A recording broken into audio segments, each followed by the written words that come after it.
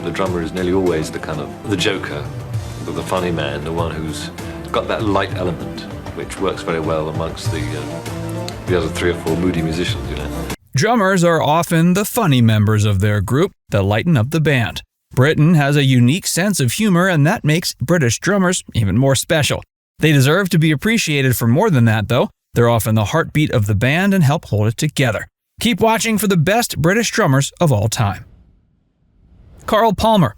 Carl is known as a technical master of the drums. He's created spirited solos and incorporated various styles into his playing. Perhaps that's why he's been lucky enough to be a part of several bands. He first toured with the Crazy World of Arthur Brown, then he and Vince Crane formed Atomic Rooster.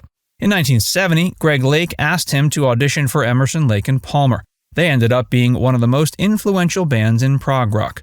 Their highest point was their 1973 album, Brain Salad Surgery.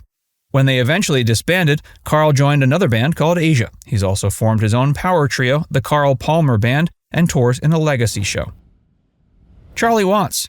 Charlie was a part of the Rolling Stones for more than 50 years. His wardrobe was as laid back as his playing style. He always loved jazz, especially the music of Charlie Parker. It influenced his drumming style, and he also put out his own jazz albums. Mick Fleetwood. Mick joined Fleetwood Mac in 1967. He honed his style with them, putting emotion into his sticks without getting overwhelmed by technical mastery. He always provided a recognizable presence behind the stage and in the studio. He's difficult to miss on tracks such as The Chain, Go Your Own Way, and Tusk. Clive Burr. Clive Burr joined Iron Maiden in 1979, playing on their first 3 records. He brought fast, punky beats to hits like Run to the Hills and Number of the Beast. His drumming career faltered after leaving the band in 1982, but his legacy can't be denied. He died at age 56 in 2013 after suffering complications from MS. Aynsley Dunbar. Aynsley allegedly lost a coin flip with Mitch Mitchell to become the drummer for the Jimi Hendrix Experience. It certainly affected his career, but it didn't remove his influence. He's known for timing and consistency and was inducted into the Rock and Roll Hall of Fame for his early work with Journey. Over a 5-decade career, he's worked with artists like David Bowie, Lou Reed, Whitesnake, Jefferson Starship, and many more.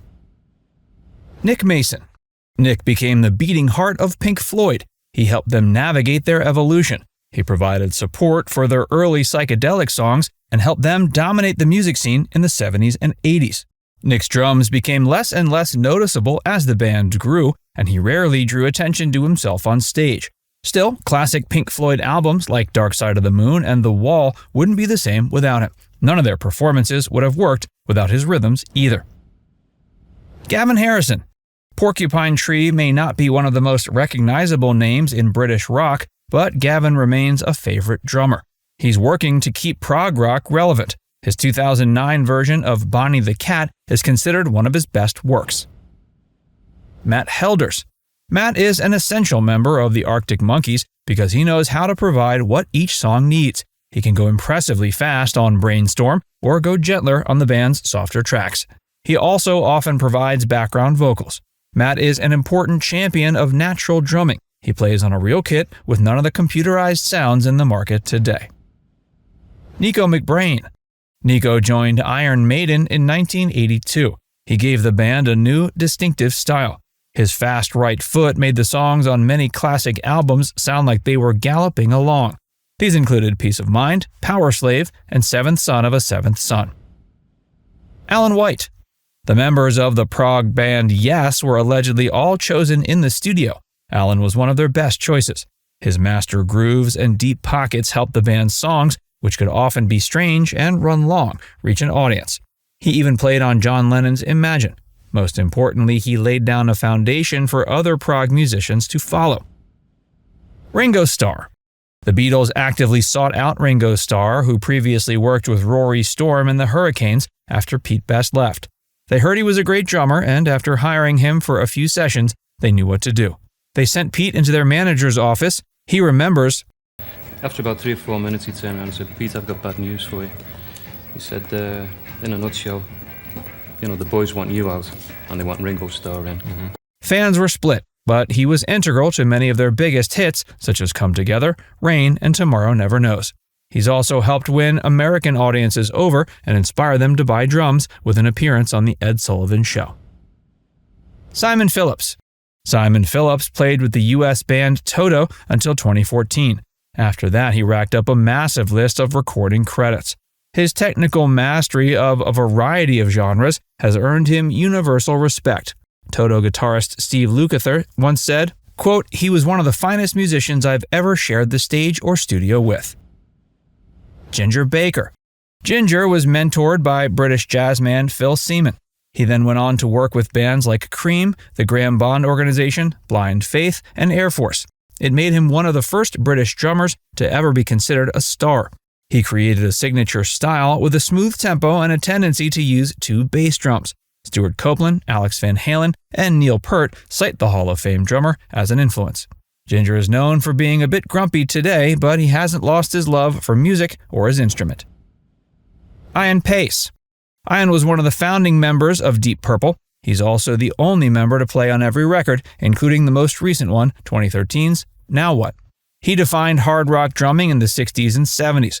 Songs like Black Knight and Fireball show off his extraordinary skill. He's also worked with other major names like Whitesnake and collaborated with Paul McCartney and George Harrison. Dom Howard. Dom thought outside of the box to give Muse their unique space rock sound. He brought a beat and flair to the band's often larger-than-life sounds.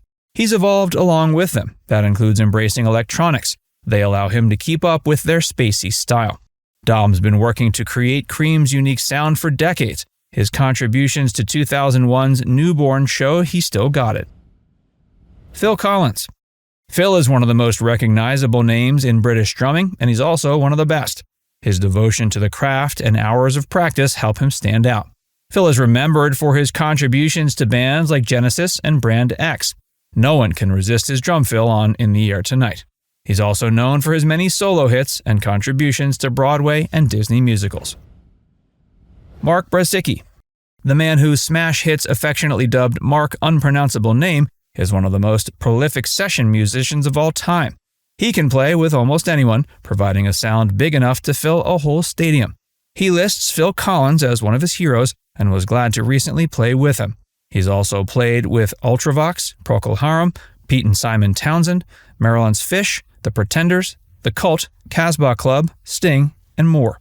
He remains a part of Big Country's lineup. He's also a member of Thunderclap Newman's current band and From the Jam.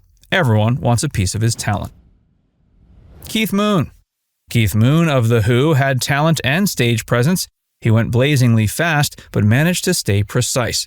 He exemplified the persona of a wild rock star, pulling pranks and destroying his kit after shows. It wasn't just about stage presence. Keith's talent was clear on tracks such as Won't Get Fooled Again, Substitute, and Bargain.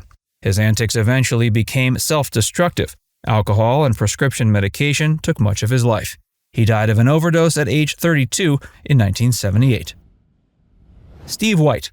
Steve started drumming when he was only 9. He got a spot in Paul Weller's Style Counselor when he was a teen.